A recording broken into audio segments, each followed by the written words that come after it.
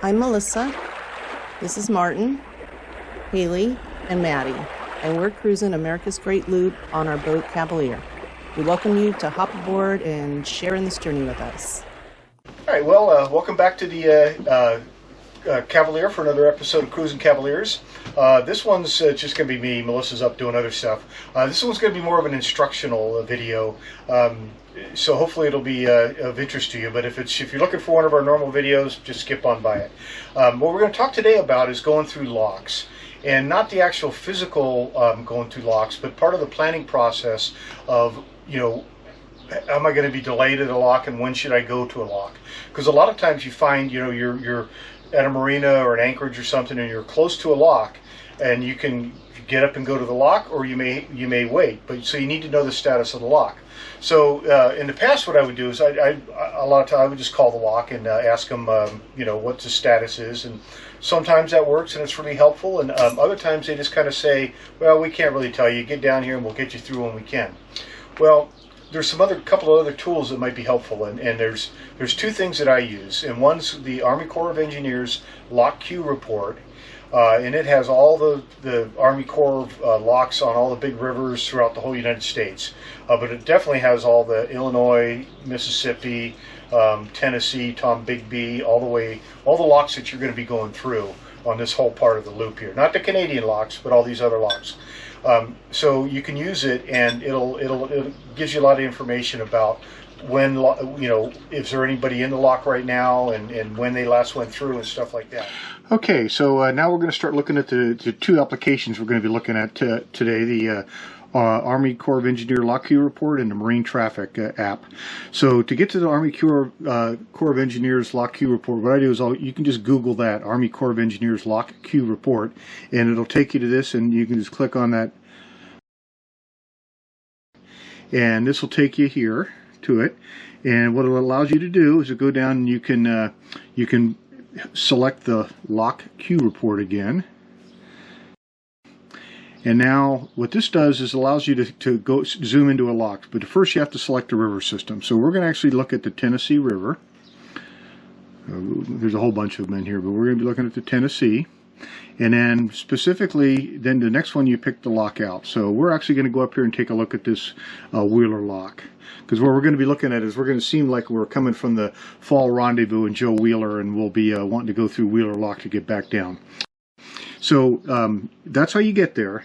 Now, what does this application tell you? First you hit the little submit button. Okay.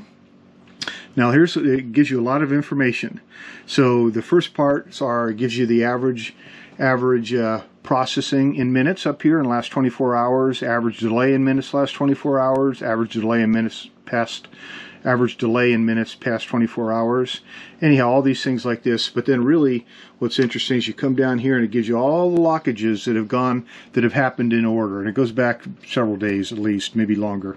So what the information you're looking at here is you have the vessel name, the direction it's going, down or up, and the number of barges. Now, if it's a recreational vessel, then obviously number of barges don't matter. But when there's a name on them, and it's usually, if there's a name, it really means they're a tow, commercial vehicle. It'll tell you how many barges they have. And then it'll also, and when you see two ones in a row like this is Rebecca Asbridge. There's two entries. That's because she actually had 13 barges, and they had to break them apart to lock down in two sessions.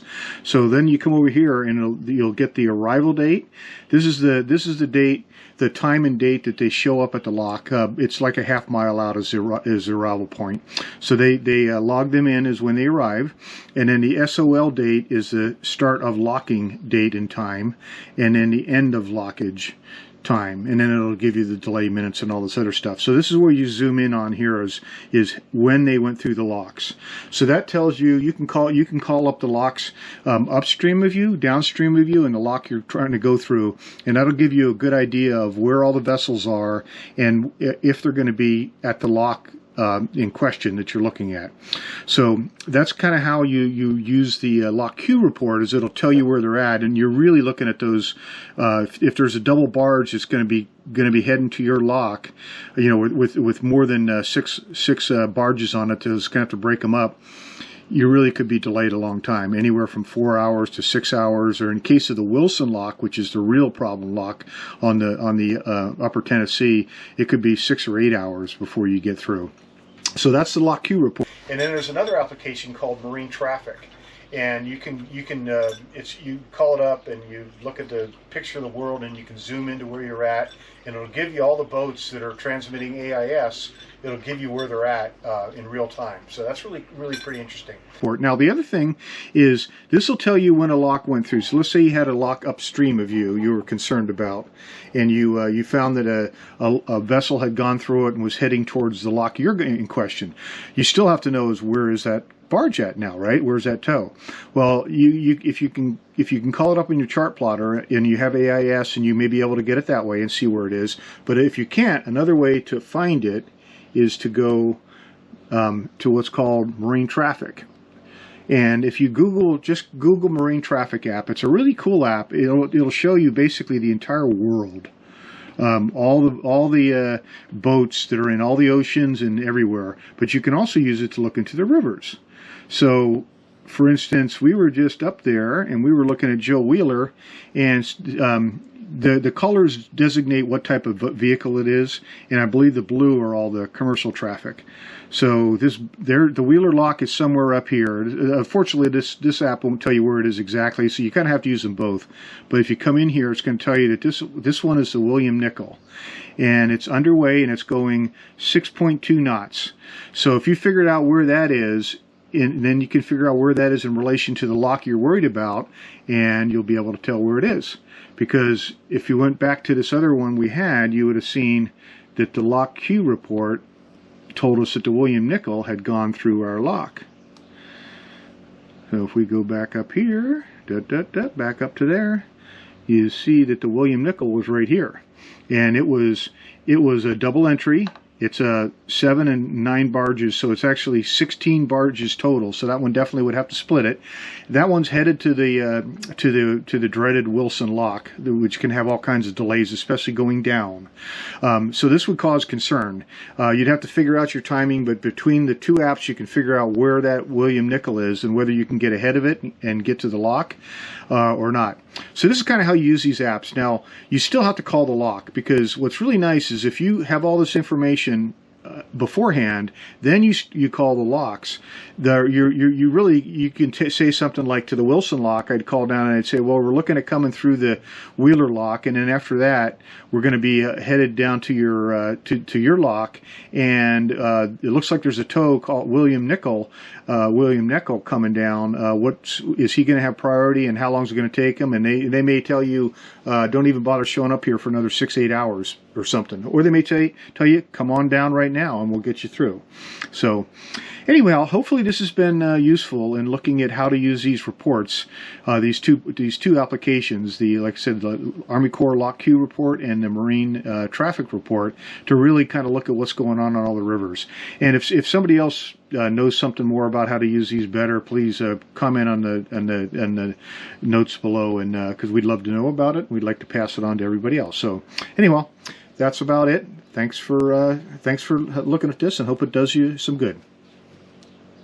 So I use the two apps to basically, like for instance, we're going to look at the Tennessee River app, and if for instance this fall, a lot of us are going to be at the fall rendezvous at Joe Wheeler State Park on the Tennessee River, and when you leave there, you're going to have to go down, and you're immediately going to go through the Wheeler Lock, and then you're going to go another 15 miles. You go through the Wilson Lock. The Wilson Lock especially is a real problem child in going down from there, so you can be delayed a really long time.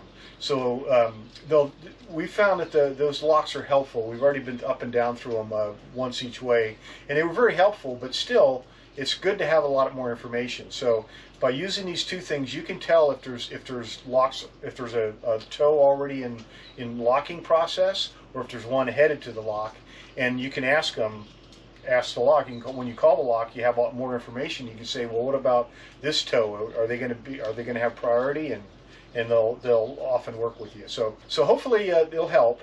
If someone out there knows a better way to use this, please comment on the notes below, and we might even revise this to pass on the information, because we're just trying to give people more information, because the locking process can be frustrating, but if you have to wait around for 6-8 hours for a lock, it can really be frustrating. So thanks for coming along.